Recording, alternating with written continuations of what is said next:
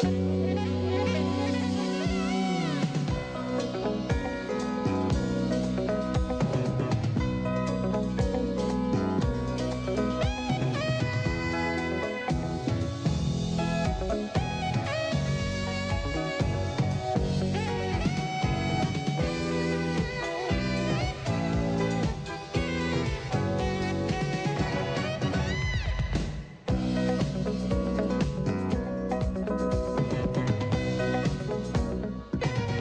don't know what you've gotten yourself into, but the D.C. police have you there when Riddell was murdered.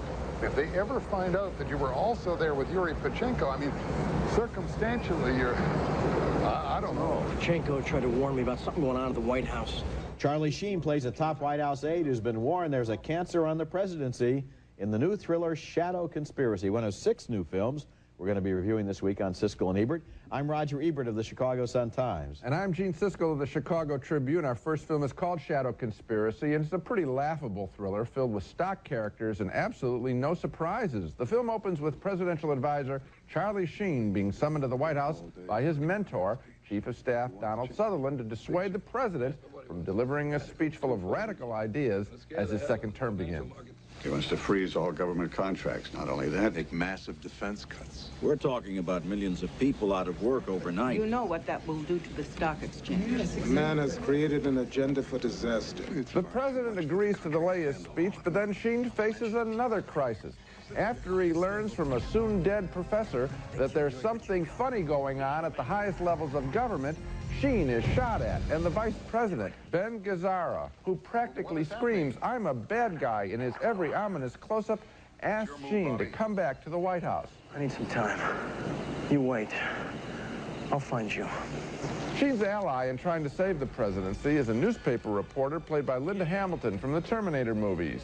In the film's most absurd situation, Sheen and Hamilton find themselves under attack in a White House elevator in a scene that would probably be in a Boy Scout handbook on how to make an action picture if you're 12 years old. Where is he?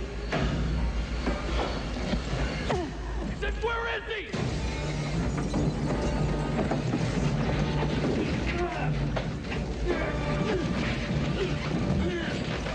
Get out! Shadow Conspiracy has no distinctive characters, few ideas, and a villain who keeps his mouth shut and just shoots his way through the whole film. The best part of the picture, the only good part, its use of computer graphics to show how spy satellites can identify the tiniest objects on Earth from outer space, like the license plate of a car. Couldn't happen, but it makes good graphics. Thumbs way down for me on the Shadow Conspiracy. You know, they pull the satellites off of surveying Asia and Africa in order to look for her license plate, and I'm thinking, how hard can it be to find a famous presidential advisor and a famous reporter riding around town in an open Jeep, and they're never more than about 3 blocks from the White House? Maybe they could just put the cops on it. There's another scene that's ridiculous. This killer, Stephen Lang, who is just a mad dog, he kicks women, he pulls people's hair, he knocks over laundry carts, he's just really totally out of control. And he rigs up a toy helicopter with a machine gun, so it's going to kill the president.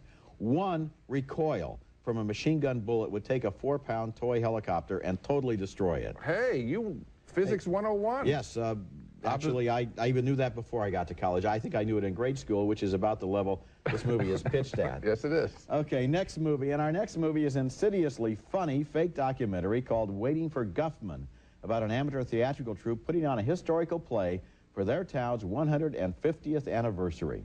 Christopher Guest plays Corky St. Clair, a New York-based director who has moved to Blaine and been hired to direct the historical pageant. I offered my services to the high school here, and they accepted, and I began to teach drama.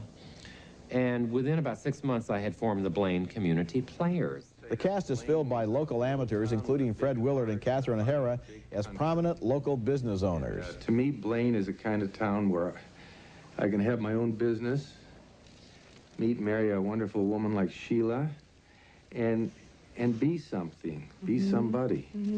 Some people find it ironical that even though we run a travel agency, we've never been outside of Blaine. The film's real-life actors devise their own routines for the movie's audition scenes, and here we see Parker Posey. I want to be teacher's pet. Then the travel agents. No, no, when I take you for a ride. And Eugene Levy now as a local dentist who thinks he can sing. On the soft summer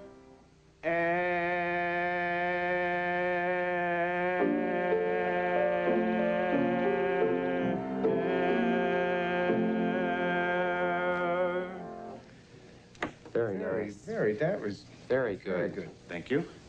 Thank you. You know, he can actually He's sing. good. You know. Christopher Guest, who plays Corky St. Clair, the director in the movie, was also the director and co-writer of the movie, which owes some of its success to his work on Rob Reiner's hilarious fake rock documentary, This Is Spinal Tap, 13 years ago. Waiting for Guffman is made of satire and ridicule and parody, but the strange thing is it's also made out of a lot of affection for small-town theatricals. By the end of the film, we've laughed at all of these characters, but we still like them. This movie had some really big laughs. It has some very big laughs. You know, I've said this before. I have liked every single backstage movie that's probably ever been made. And there's something in it. I think it's because the actors know the truth of those situations, how hard it is to put on a play and all the things that can go wrong. Whether it's done in England, as so many of them have done, or America, they always work. This film has that kind of charm, too. One of the neatest little touches in the movie, and it's one of the quietest ones, is when Corky St. Clair comes in from New York, he kind of blows away the local music teacher, played by Bob Balaban, who has always done all the pageants. And he basically has a performance made up of reaction shots. And he is appalled by almost everything he sees and everything he hears, and he just sits there, and every time I looked at him, I started to laugh. Yeah, and the punchline gag in this picture about what, I mean, the last gag in this picture is, for movie fans, would be explosively funny. Over the final titles? Very amazing. Funny. Coming up next, on their 20th anniversary, the Star Wars movies are coming back with freshly restored prints, better special effects, a few new scenes, and a powerful soundtrack. Is the Force still with these movies?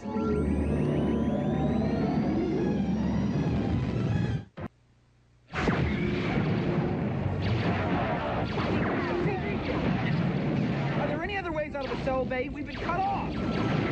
Of course, that's Mark Hamill as young Jedi warrior Luke Skywalker in the original 1977 production of Star Wars, at one time the best-selling movie ever made.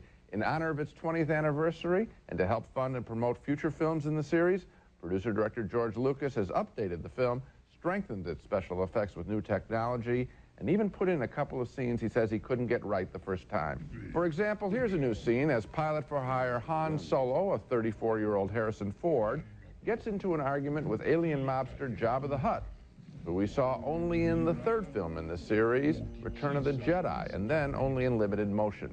Look, Jabba, next time you want to talk to me, come see me yourself. Don't send one of these twerps. Han, Makichise. Sa tauna koltimalia. Lungi Bibliotisa, Sontos Pastica Alvano, Yana da Puno. Take a look at this beautifully edited scene, a favorite of Lucas's, as Luke and Han and Princess Leia, Carrie Fisher, fight off the Imperial forces. Here they come.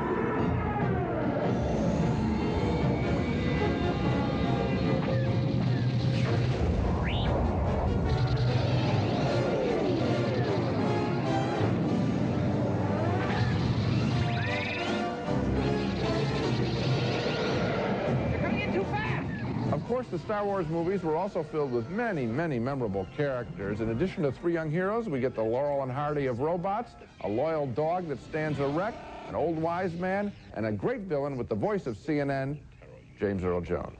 The ability to destroy a planet is insignificant next to the power of the Force. All three of the Star Wars movies are being brought back in a series that begins this week with the first one. Does it hold up? Definitely. The significance of the Star Wars saga? It anticipated video games and high-tech while reviving the spirit of Saturday matinee adventure serials and a classic yarn with familiar myths. The huge success of Star Wars pictures also changed the direction of American movies toward a more global kind of big-budget action picture.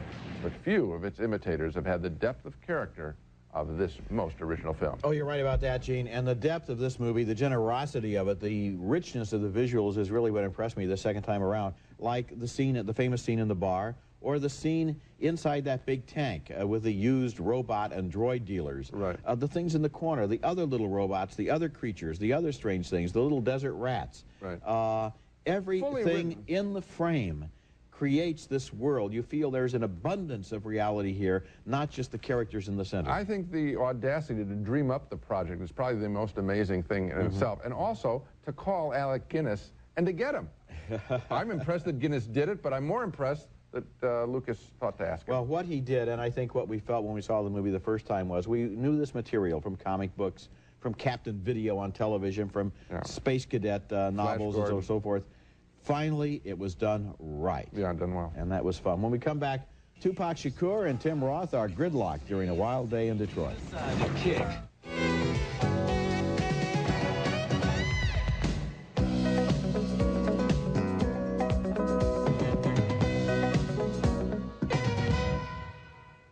You ever feel like your luck's running out, man? I mean, lately I've been feeling like my luck's been running out. Those are sadly prophetic words from the late Tupac Shakur, who starred with Tim Roth in Gridlock'd, a hard-edged new comedy that shows what a good actor we lost when Shakur was killed. He and Roth play musicians who have decided to kick their drug habits and are having a lot of trouble turning themselves over to the proper agency. To get temporary Medicaid, you got to go to the new office, 18063 Gratiot. No, they just told us to come here. Sir, we only do referrals here now.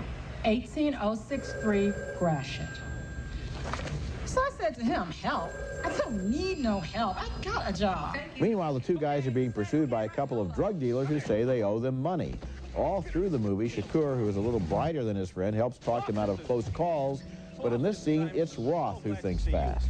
We can't seem to find the Department of Social Services. Yeah, Department of Social Services. We were just asking these kind gentlemen here, but they can seem to help us. It's around the corner, up on the left. Is this just around the corner on the left? Yeah. Oh, thanks. Thanks a lot. And here's the scene that will be talked about. Desperate to get off the streets, Shakur convinces Roth to stab him so he can get into an emergency room and therefore into rehab. Okay. My liver's on the left. Stomach's on the... No, my liver's on the left. My kidney's back here and my stomach's on the right. No, my stomach's on the... Or is it my kidney's on the left? I think the stomach's the left. Well, I know my lungs are right here, and I definitely don't want to punch your lung. What about if I stab you between the organs? The movie was written and directed by Vondi Curtis Hall, best known as a TV actor in shows like Chicago Hope. And it's a very impressive debut, a combination of comedy and social observation that makes it clear how frustrating it must be for junkies or anyone else to try to deal with a big city bureaucracy. This is one of the most entertaining movies of the new year. It was an audience favorite at the recent Sundance Festival, and as I said before, it's a reminder of how talented Tupac Shakur really was. Well, the thing I agree with you on is about Tupac Shakur's talent. We've seen him in Juice and Poetic Justice, and he could be hard and he could be sweet, as he was in Poetic Justice, and a very strong presence. In fact, Tim Roth's an excellent actor. I think he overplays his part here. I really didn't buy this character at all. I mean, I could see him acting, but Tupac Shakur blows him off the screen. I mean, he's the most interesting guy in this picture, and that's the part that I like the most. The other stuff that you mentioned, we've been through that before in other films. Yes, you do. Now, never like this. I've never before seen the bureaucrats blowing up at the clients. That I like. Usually the guy goes berserk when he's waiting in line. This time, you have people behind the counters shouting at them. We've been waiting for 10 years. You finally decide to kick druds, and now you come around today. We've been waiting for you all this time. But to make this the theme of the picture rather than their lives, I thought is an error. For one day, this is what their lives. And the other thing is to go into the whole action arena of the drug dealers and all that stuff that they get involved in, chases and all that. That to me was I was boring. ambivalent about that. I felt it would have been more interesting if they had gone only to the bureaucracy, left out the drug dealers and the cops, but apparently you didn't like anything about the movie except Tupac. I think you really... I think he's really You're going to steer superior. people away from a very entertaining movie here, Gene. I'm steering them away from a very fine performance and a big talent that we've lost. Coming up next, a conflict right under the front pages. Russians and Muslims collide in Prisoner of the Mountain. A movie that is as startling for simply existing with its documentary-like qualities as for its emotional story. It's about the conflict between Russians and Muslims in the Caucasus Mountains.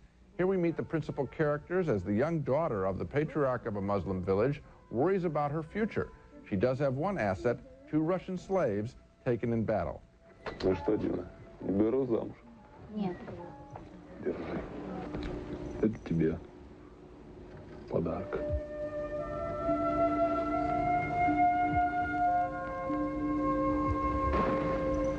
Спасибо. The two Russian soldiers are the film's focus. Chained together, they talk about the war as Prisoner of the Mountains puts a human face on a civil war that has killed tens of thousands, but is unknown to most Americans. Мне не хочется их убивать. Надо, Вань. Это война. Here, the mother of one of the captive Russian soldiers journeys to the village and tries to ransom her son's freedom in a totally original sequence about the insanity of war. Они тебя обманут, мать. Им вообще верить нельзя никому, даже детям. Какой-нибудь пацан приходит у нашего солдата менять гашиш на гранату, а он этой гранатой ему же... Тихо, тихо, тихо, мать, спокойно, успокойся ты, да успокойся ты. Over the last 3 decades, I've seen many gloom and doom Eastern European war pictures, but rarely one that told the story of war from such a specific personal level.